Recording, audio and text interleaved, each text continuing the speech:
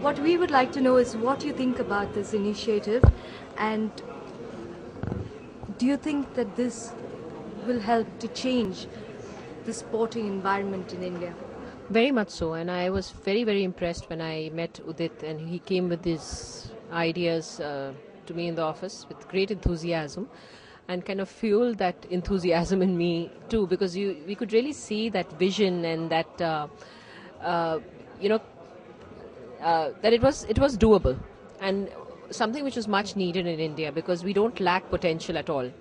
What we really lack is the opportunity and the infrastructure, and that is what he was bringing to the table. And I think it is very important that something like an initiative like this is really backed by I think all the dignitaries who are here today, and I see that happening here today.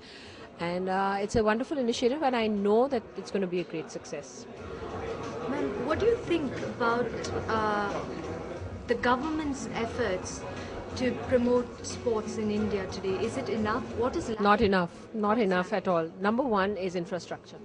Number one is the system or the lack of it.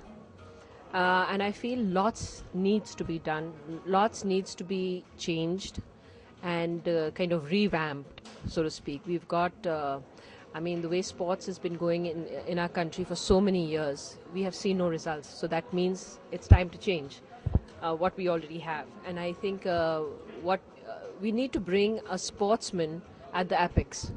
Right now, he's way below at the bottom, and we need to bring them up. We have seen what corporatization has done to cricket.